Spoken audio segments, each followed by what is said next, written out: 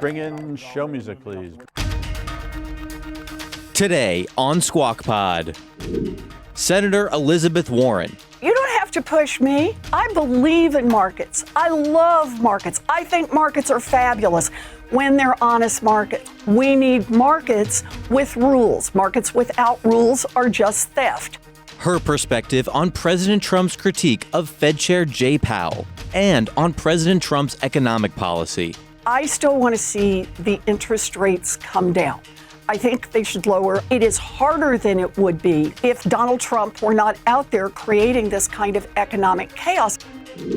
And as RFK Jr.'s new vaccine advisory panel to the CDC continues its first meeting, former FDA Commissioner Scott Gottlieb explains the weight on their shoulders and what's at stake for the country. Look, these are individuals who've been unabashed about their anti-vaccine views, for the most part, the members who've been appointed. All of them? Most of them. Plus, could crypto mortgages be in our future? And negotiations on the table for President Trump's 60 Minutes lawsuit against Paramount. FCC Chairman Brendan Carr has said that the third-party complaint about the interview's edit could factor into that agency's review of the Paramount-Skydance merger.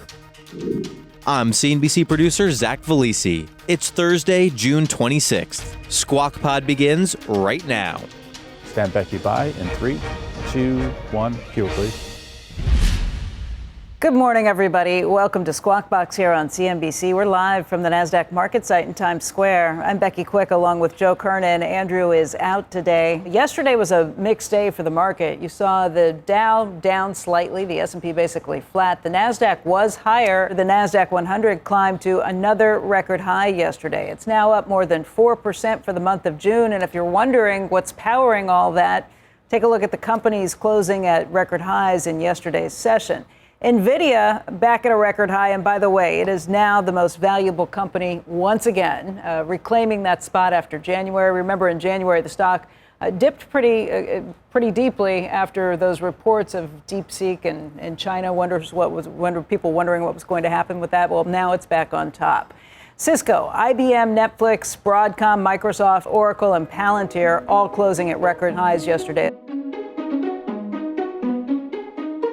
You got elected by one person, he doesn't want you to be in that job. And you are costing this government $400 billion a year by refusing to lower interest rates. Nobody in this chamber has that kind of power to have a $400 billion impact on this economy.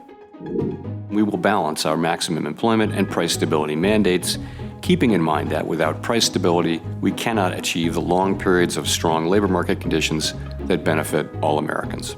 For the time being, we are well positioned to wait to learn more about the likely course of the economy before considering any adjustments to our policy rate. And a new report from the Wall Street Journal says President Trump considering naming the next Fed chair as soon as this summer. It is this summer. The report says that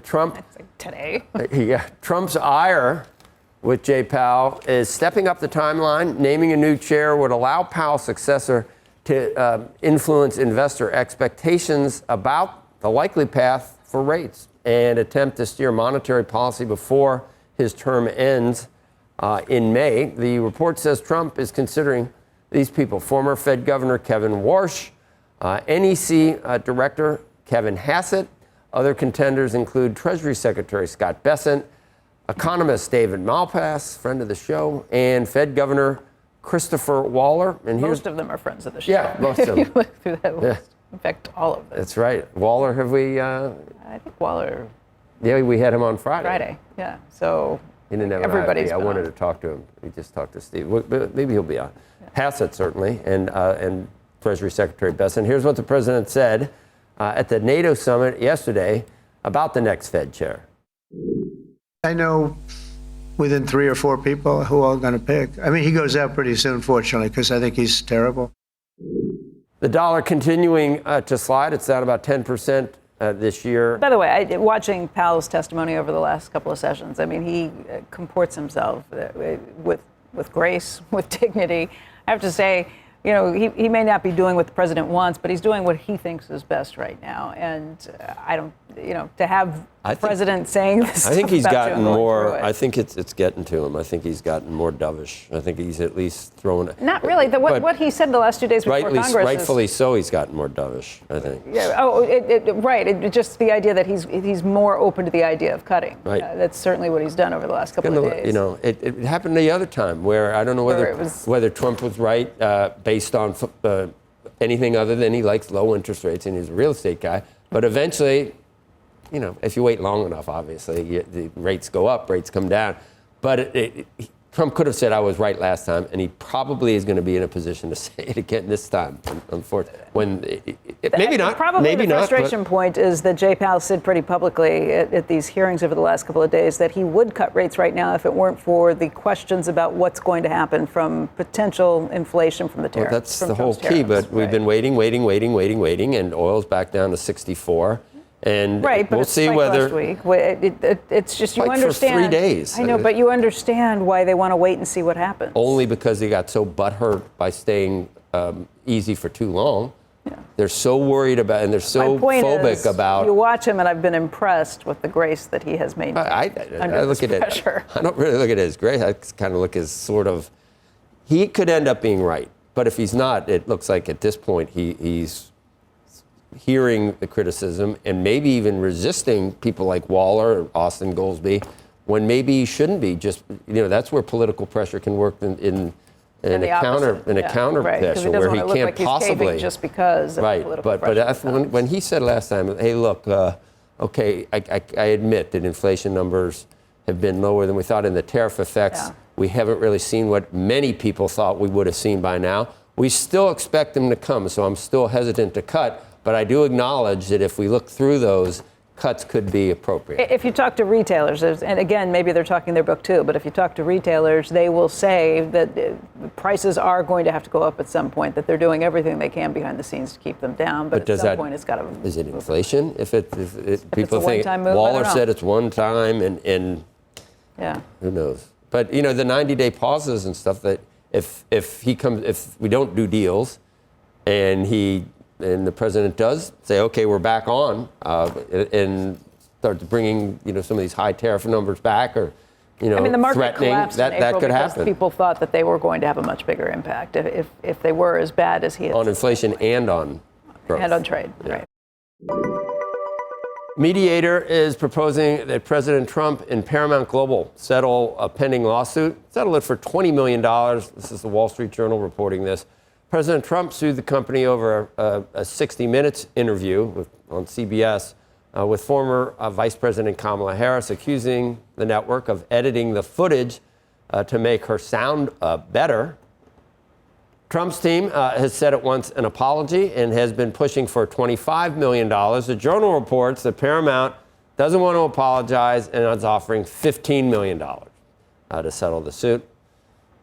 But FCC Chairman Brendan Carr has said that the third-party complaint about the interview's edit could factor into that agency's review of the Paramount Skydance merger.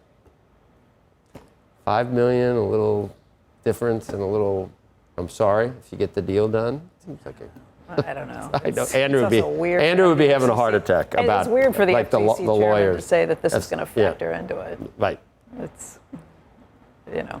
We suspected that before, but to actually say it is like. You can make a case for it, though, on normal grounds that you shouldn't be allowed to complete a merger because we don't like something you did on 60 should clean minutes. up your act if you want to. I mean, that wasn't the only one. Playing it out. You remember Leslie Stahl when she said, we know the laptop was letting that play out, the president sued them, and that case can go forward in the courts and figure out what you want to do with that. But like to say you can't have a merger because I don't like something. So you say it out loud versus knowing that it's probably de facto what's going on. Yeah, to make it normal and say that this is the way things work, that's not great. Normalize the idea of if I don't like this, we're not going to do it. Same goes with Harvard and Columbia and everything else. Just to imply that it's one thing, but when in fact it's after years and years and years of what I think is inexcusable behavior in hiring and admittance and everything else. Yeah, I know. It's just that we like to think that these agencies are, and I guess we know they aren't. If you look at some of the agencies and how they've been, they're political appointees that lead these agencies. But you watch what the swings have been with the FTC. I don't think it's about just free speech, though. I think it's about unfair. That's what I mean. It's not about free speech. It's about I don't like the way you're reporting it. What I'm saying is I don't think that the 60 Minutes is that they're arguing that they should have had free speech. I think they were doing behavior that shouldn't be allowed in terms of the way you present, especially during an election, the way you're presenting information. But 60 Minutes, that's their... Yeah, it's their... I mean, that's they in their DNA. I could say there's a lot of different organizations that have DNA that goes one way or the other. All mainstream media, all mainstream media. One way or another. The Federal Housing Finance Agency taking a landmark step to recognize cryptocurrency. It's directing Fannie Mae and Freddie Mac to formally consider crypto assets in single-family mortgage loan risk assessments. Those home finance giants have to now develop proposals, including on digital assets, without requiring borrowers to liquidate them into U.S. dollars before they'll have that loan close. Crypto has historically been excluded from underwriting frameworks because of the volatility, regulatory uncertainty, and the inability to easily verify holdings. But as we heard yesterday from Philippe Lafont, the volatility is basically in line with the NASDAQ at this point, at least as of April of this year. Regulatory structures are coming into play, and hopefully you can make it easier to prove your holdings as well. Yeah. We, speaking of Philippe Lafont, I saw some people on Twitter. Who is it? You're acting like this guy is the second coming. Who is this guy? Pretty smart. I've never heard of him. Started in 1999 with I don't know, millions. Yeah. Now at 55 billion with and across the board with private investment, all kinds of sort of uniquely structured. He was a Tiger Cub and uniquely structured investments. 12.5% per year if you go to the main fund all this time, but in recent years more like 35, 40, 45% in some of these tech stocks, and up to so he's too young to be a legend. That's why when we said that yesterday, but he's too. But for people that don't know him, you know. I mean, I thought it was kind of fascinating where he was talking about how he owns, he's invested in some of Elon Musk's companies and some of Sam Altman's companies and some of in Microsoft. And you have all of those titans that are kind of like fighting it out right now about different things and who's going to be on top with it. Cheese will be next. Next on Squawk Pod, Senator Elizabeth Warren weighs in on the critiques of Fed Chair Jay Powell and on America's economic future. I want to see those interest rates come down, but it's Donald Trump who's standing in the way of getting them down by creating more economic chaos, because Chairman Powell said that they would have lowered interest rates back in February, but for the chaos caused by Donald Trump's tariff announcements. We'll be right back.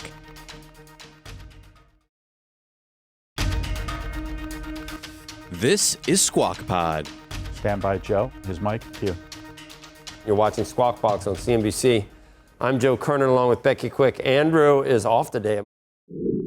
Thank you, Mr. Thank Chairman. you, Mr. Chairman. Thank you. So, Chair Powell, if certain policies would materially drive up the national debt and increase the debt to GDP ratio over time, could that make it more likely that we would see inflation, all else being equal? I mean, theoretically, sure, fiscal policy can add to inflation, but that's, again, that's really not something we comment on. We try to stay away from fiscal policy. I understand you don't comment on it, but I do appreciate your acknowledgement of the math here. Fed Chair Jay Powell faced 2 days of grilling on Capitol Hill. Yesterday, Senator Elizabeth Warren asked why the Fed's inflation forecast is now higher than it was just 6 months ago. Senator Warren joins us this morning. She's the lead Democrat on the Banking Committee. And Senator, thank you for being with us this morning. Happy to be with you. Why don't we get at your line of questioning from yesterday? You were really getting at this idea of where inflation targets for the Fed are headed. What's your thought behind that? What did you think of the answer you got? So I just want to make sure everyone knows what the numbers were that the Fed put out. The Fed changed its prediction from inflation this year at 2.5% to 3.1%. It changed its prediction on unemployment, not a lot, but from 4.3% to 4.5%, and most significantly changed its prediction on GDP growth from 2.1 to 1.4. Pretty significant downgrade. So I asked Chairman Powell, what happened? And the answer from Chairman Powell was the Trump tariffs. And I read that as it's the Trump tariffs, it's the Trump chaos. And that's the problem we've got right now. I want to see those interest rates come down, but it's Donald Trump who's standing in the way of getting them down by creating more economic chaos. And how do we know that? Because Chairman Powell said that they would have lowered interest rates back in February, but for the chaos caused by Donald Trump's tariff announcements. You know, Senator Worm, I understand your concerns around this, and certainly there are a lot of economists who look at this and worry about what happens, the impacts that we have yet to see from the tariffs. They haven't materialized yet. But I don't think you always think that Jay Powell is the expert on these things. I mean, I think back to 2022 when you were very concerned about what Powell was doing at that point, the Federal Reserve raising rates, thinking that, hey, it's an ineffective cure, I think were your words, in terms of higher rates being able to end inflation. Yep. And that's where I've been all along. I want to see the interest rates come down. And think about why. Because those interest rates come down. If they don't, that means families are paying more on their mortgages, they're paying more on their car loans, they're paying more on their credit cards. Those high interest rates are keeping costs up for families. For 3 years now, I've been pushing to try to get those interest rates down. And Powell now says, I would have lowered them, he said in February, but the Trump chaos has now changed the economic outlook. And the Fed's data do show that the economic outlook has shifted. I guess my point is, though, you agree with Chairman Powell on these issues, or you think he should go ahead and cut rates anyway? Because that's what the president thinks. I still want to see the interest rates come down. I think they should lower. I want to see those interest rates come down. I do understand that conditions have changed and that Chair Powell says it is now harder to lower the interest rates than it would have been earlier. It is harder than it would be if Donald Trump were not out there creating this kind of economic chaos. And, you know, I just want to push back when you say there haven't been any effects from Donald Trump's announcements about the tariffs. Of course there have been. No, I'm sorry, the inflationary. We haven't seen the inflationary effects that people have been predicting pretty widely. We just haven't seen them show up yet. But what we are seeing is that all across the country, people are saying, whoa, I'm not going to start breaking ground on a new factory. I'm not going to buy a whole lot of expensive new equipment. I'm not going to bring in new workers to train up a workforce for new product lines. I'm not going to start a new business because I can't figure out in the most fundamental way whether or not materials that I have to import are going to be kind of one price or going to have a big tariff put on them. And I can't figure out on things I want to export whether or not there's going to be a reciprocal tariff on them. And as a result, what we get is an enormous amount of holding back. And I think that's why you see the shift in the GDP projections.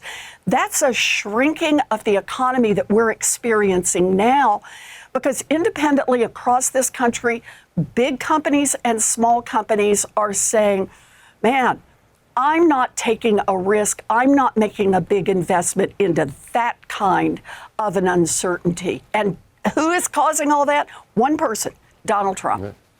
We're going to get a GDP number, I think, today. And when you say shrinking, you don't mean the economy shrinking. You mean that the rate of increase. The rate of growth. Rate of increase. I'm sorry. You said it the right way. I know that you, Senator, and a lot of Democrats really don't like this bill, the big, beautiful bill. And in fact, there's schisms even in the Republican Party that you hear. A lot of it has to do with spending by the federal government. And here's where I want to ask you just a philosophical question, and it won't take me that long. I'm going to stop and then I'm going to let you answer. But back in prior to the pandemic, I guess we were spending 25% less than we're spending now. And in 2024, I think it was $7 trillion. So as a percentage of GDP, it's now 24% of GDP federal spending versus 20% in 2019. You would like to increase revenues through taxes on the wealthy, maybe not extending the Trump tax cuts. We had Bush tax cuts too, that I was used to say. Would you, if you did get a lot of growth in revenue that you would like to do with all these different ways, would you use that for just more government spending at 24% of GDP? Or would you say, you know what, let's at least freeze federal spending or even cut federal spending to get it back down to 20% of GDP? Would that ever be possible? So let me start with where we should make cuts. You may remember back in January when Elon Musk was going to head up Doge, I sent him a letter and I said, here's $2 billion that you can do, $2 trillion that you can do in cuts right now. It's make the right cuts. And what were those cuts? How about we stop the fraud around Medicare Advantage? That would be about $850 billion that we could save. How about if we change how Defense Department does a lot of its spending and its acquisition? We can save hundreds of billions of dollars there. And I went through a list. The list had about 30 items on it and said, here are places that we could cut spending by $2 trillion. I'm totally in favor of that. But let me do the other half as well. There are places where we spend money that actually help grow this economy. Right now, the United States is 35th out of the 37 richest nations in the world, 35th on what we spend on childcare. And the consequence of our underspending and not making childcare available is that a lot of mamas and daddies either struggle to find that childcare and get to work or don't work at all. If we spent more money on childcare, we would increase productivity in this country. We'd have more mamas and daddies at work. We'd have our babies well taken care of, and we could pay a living wage to the childcare workers who do this critical work and who could really turn that into a sustainable business model. There's an investment that you can use to grow GDP. So for me, it's about budgets. Sure, they're about numbers, but they're about values. Do you really think that we ought to be continuing to spend money on defense acquisition that is just incredibly wasteful? Or do you think, as the Republicans do, we should stop spending money on health care for 16 million Americans? That's what the Republicans want to do. Do you think, as the Republicans do, we should do trillions of dollars in tax cuts for millionaires and billionaires? Or do you think that we should make those investments in our families here in the United States? And I think childcare is a perfect example of a place where we should be spending more. We got places we should spend less, but no matter what, the billionaires ought to be paying their fair share. Of another good one for you, and we'll do it the same way. I'll finish, and then I'll let you completely answer. So you've heard about soul searching in the Democratic Party, a lot of hand wringing with what we've seen since the election. In the Democratic circles as well, the term lost in the wilderness comes to mind. I don't know whether we had a primary election for the mayor in New York yesterday, Senator, 2 days ago. Candidate Mamdani is a self-proclaimed socialist, advocated for defunding the police, globalizing the intifada. We have Representative Alexandria Ocasio-Cortez leading the field for 2028. I'm just wondering whether, well, A, did you speak out for or against the mayoral candidate? Did you congratulate him? And do you think this is the best strategy for your party right now to lurch even further to the far left after what happened in the last election? You know, I think you're wrong on the whole defund the police and all, but look, I know that this is something that conservatives want to keep raising over and over, but I want to make a different point here. I think you misunderstand what his campaign was all about. His campaign was saying, I want to invest in New York City. I want to invest in people being able to have good jobs here, to put their kids in school, and to build housing. And he built a grassroots campaign. He didn't have a billionaire who came in and funded him. He didn't say, I'm going to make this a great place for billionaires to live. He said, I'm going to try as hard as I can to make New York City a place that works better for your family. And you know what? New Yorkers heard him. They believed him. They were inspired by him. And I think that's exactly what we should be doing. We should be, as the Democratic Party, the party that makes it clear that we are here for working families. We want to reduce the cost of housing. We want child care. We want our kids to be able to get a good education. The Republicans right now, with this tax bill that they're trying to push through, are really showing the contrast. They think they should be able to pay for tax giveaways to billionaires by taking away health care from 16 million Americans. They don't want to make investments in child care. They don't want to make investments in housing. They want to take away clean energy credits, which will drive up the cost of utilities for families all across this country. There is nothing in this Republican proposal that's about centering families and trying to make this economy work for them instead of for a handful of billionaires. And I think that's a pretty good place for the Democratic Party to go. Senator, just back to Mamdani, he has some pretty argumentative views that a lot of people have disagreed with. There is some old footage of him saying that if Benjamin Netanyahu were to arrive in New York City, he'd have him arrested. Do you agree with that? Look, I can't speak for him. I can only speak for myself. Yeah, and what I'm saying is the key that we talk about and need to keep talking about is the economy for American families. And that, in my view, is exactly what this race was about. What are your thoughts on Netanyahu? Because these are some of the feelings that Netanyahu has been here. Nobody arrested him. What happens, though, what is happening, though, is that families across this country are struggling. And the response of the Republicans right now in Congress, we will be voting today. The response of the Republicans is let's take health care away from 16 million Americans so they can do tax giveaways to billionaires. They're I don't think that reflects American values. Now I have to interrupt. Now I'm doing what I said I wasn't going to do, but Senator, we don't have a lot of time left. Do you think he's a socialist? He's a self-avowed socialist. Do you think socialism is the correct path to do what you just said you wanted to do for working Americans? Do you? I mean, that's what he is. Let's just talk about. And we're the center of the universe for capitalism in New York City.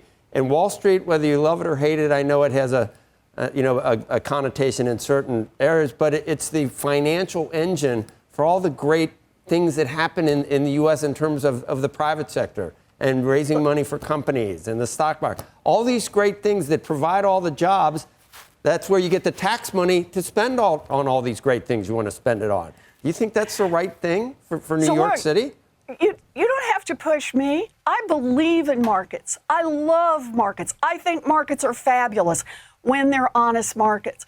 As you know, because we've had these discussions before. For example, we need markets with rules. Markets without rules are just theft.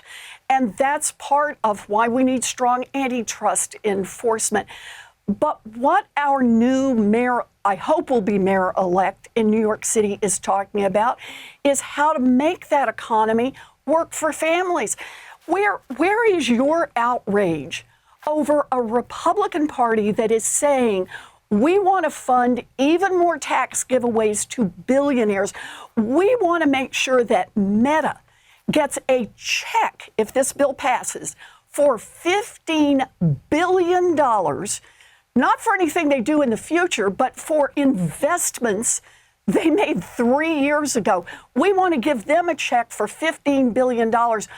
while we take away health care from everyone else, while we drive up utility costs for everyone else. That's not how we build a strong economy. You believe in markets, then you should believe in participation by the employees so that they get some of the wealth that they help create. And part of that means that through government, we create opportunities, not just for the billionaires to be able to come in and help build these buildings, but also to the workers who help build them as well. That's Senator what Warren, this whole fight is about. I want to thank you for joining us this morning, Senator. We appreciate it. Thank you. Next on Squawk Pod, the vaccine priorities of Health and Human Services Secretary Robert F. Kennedy Jr. His rebuilt from scratch immunization advisory panel is meeting. And former FDA Commissioner Dr. Scott Gottlieb says, watch the recommendations of this group closely. This is going to be a very long cycle. We've now built a lot of anti-vaccine sentiment. Secretary Kennedy is fueling that. The consequences of this are going to be felt for years.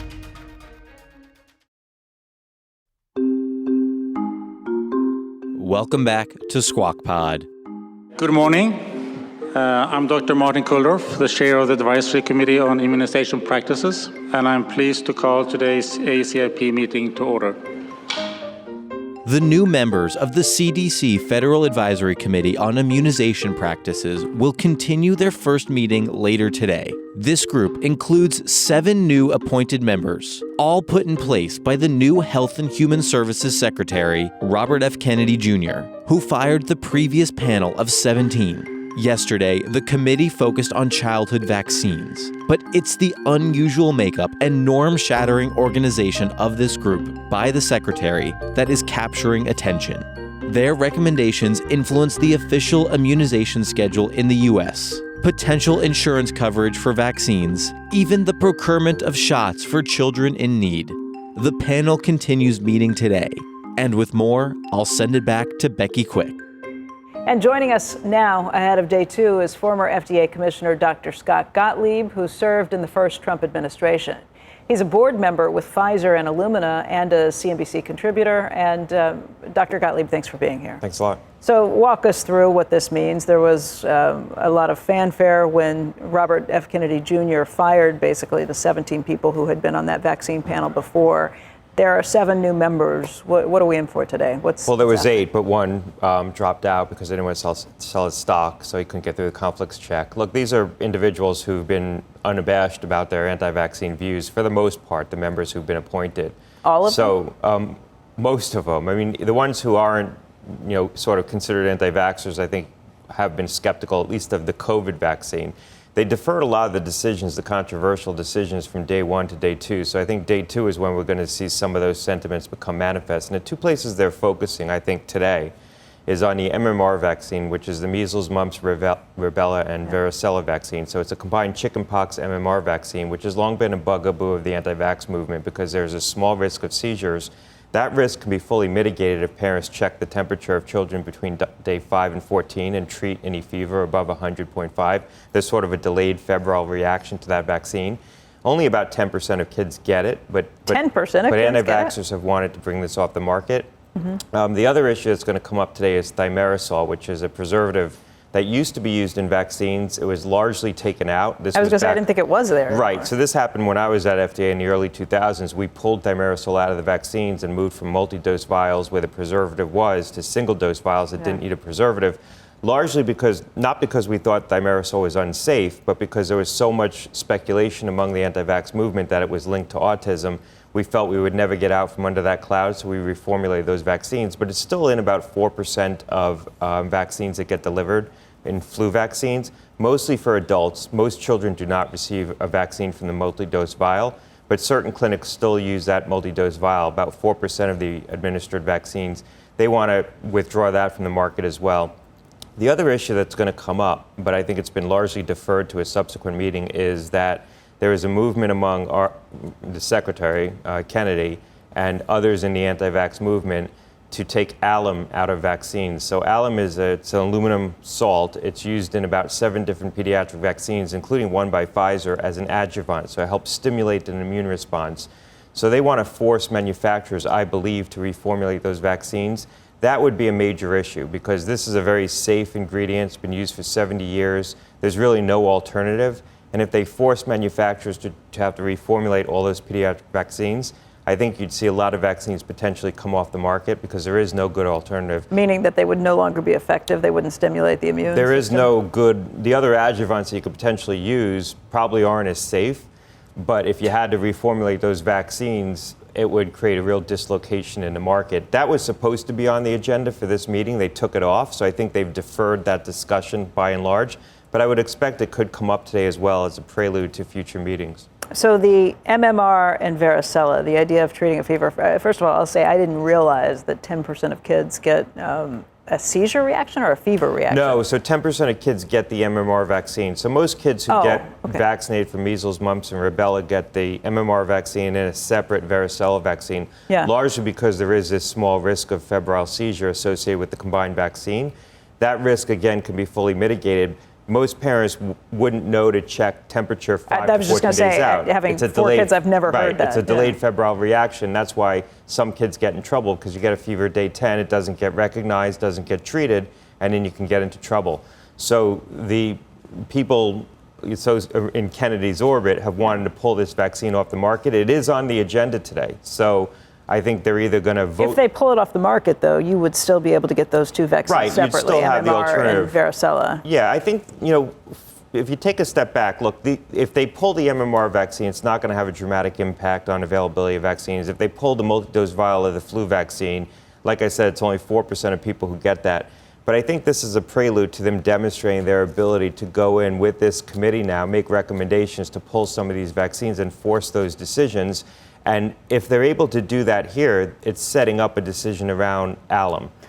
Okay, I would say the ones you told me about today don't concern me as much because you'd be able to get those shots separately. I mean, I guess if you've got a 5-year-old and you don't want to give them all the shots that you're supposed to be getting, you'd have to take 2 for the varicella without.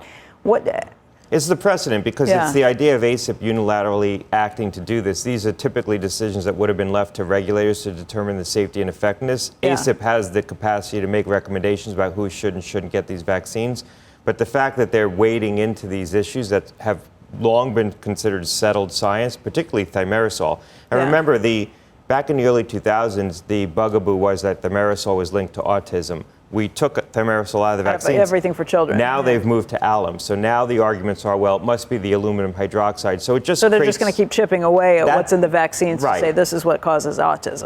That's what's been created over the last 10, 15 years is you just move from one issue to the next. Give and a mouse never a cookie. Get in front of this. I wonder what you think. I mean, there was Tyler Winklevoss had a post today on X, or maybe it was last night. It was related to. It was related to. How do you follow your Bitcoin? What's happening in New York City with the mayor, and it's a strange thing for me to see the connection between the two. But he basically says, "Look, you have all of these young voters who don't realize what happens. They don't remember the crime in the cities in the 1980s, and the squeegee guys, and what happened before." You had the crackdown on some of these things. So he thinks it's a bad idea for this mayor to get elected, but he says maybe it's what they need to see, a little bit of socialism to see what the outcome is and what that might mean for safety on the streets. And I wonder if it's the same story with vaccines. People forget what it was like to have measles run rampant. People forget what it was like, even chickenpox, which you can survive. I mean, I had chickenpox as a kid. It's a bad disease. It's a bad disease. You don't want to see all of these childhood diseases that we have forgotten what they do.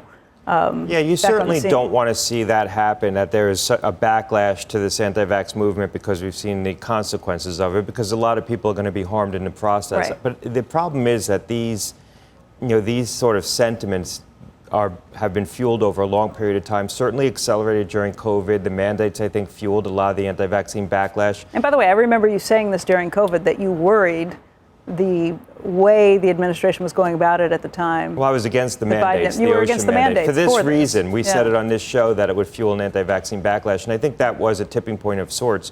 But the problem is this is going to be a very long cycle. We've now built a lot of anti-vaccine sentiment.